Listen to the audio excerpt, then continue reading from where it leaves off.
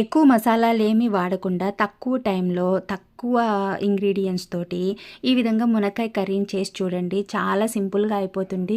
పిల్లలకైతే లంచ్ బాక్స్‌లో పెట్టివ్వడానికి కూడా సింపుల్‌గా 15 నిమిషాలలో అయిపోతుందనమాట. నేను ముందుగా మునక్కాయలనంటే ఒక 15 మినిట్స్ వరకు ఉడికించుకొని పక్కన పెట్టుకున్న తర్వాత స్టవ్ మీద బాండీ పెట్టేసుకొని అందులోకి ఒక 3 స్పూన్ల వరకు ఆయిల్ అయితే వేసేసుకొని ఆవాలు చిటపటలాడేంత వరకు వేయించుకున్న తర్వాత ఒట్టిమిరపకాయలు, కరివేపాకు, పచ్చిమిర్చి, ఎర్రగడ్డ ముక్కలు ఇవన్నీ వేసేసి బాగా లైట్‌గా ఫ్రై అవ్వాలన్నమాట. ముక్క మెత్తబడేంత వరకు ఫ్రై చేసుకున్న తర్వాత అల్లం తెల్లగడ్డ పేస్ట్ వేసి పచ్చి వాసన పోయేంత వరకు వేయించుకున్న తర్వాత టమోటా ముక్కలు కూడా వేసేసి టమోటా ముక్కలు కాస్త మెత్తబడాలి.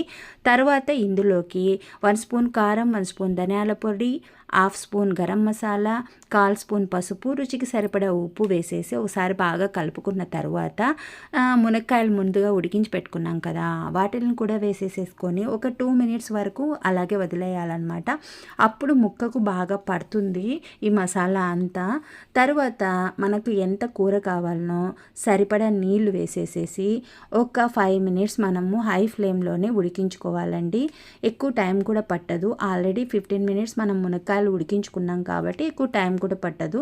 ఇప్పుడు చూడండి, నీరంతా బాగా ఎమిరిపోయి ఈ మునక్కాయలకు మసాలా అంతా బాగా పట్టిందనమాట. తర్వాత కొంచెము చింతపండు గుజ్జు అయితే వేసుకొని రుచికి సరిపడా ఉప్పు కూడా ఇప్పుడే చూసుకొని వేసుకొని ఒకసారి కలబెట్టుకొని మూత పెట్టేసేసి ఒక 5 మినిట్స్ ఉడికించుకోవాలి. ఇప్పుడైతే నీళ్లు ఏం వేయాల్సిన అవసరం ఏం లేదు.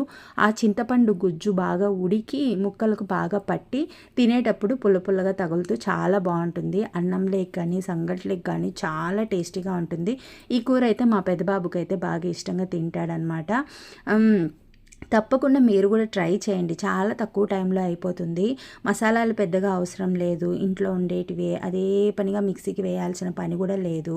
కాబట్టి తప్పకుండా మీరు ట్రై చేసి ఎలా కుదిరిందో నాకు కామెంట్ చేయండి. ఈ వీడియో నచ్చినట్లయితే లైక్ చేసి సబ్స్క్రైబ్ చేసుకోండి. తెలియని వాళ్ళకి ఈ వీడియోని షేర్ చేయండి. ఓకేనా? Thanks for watching.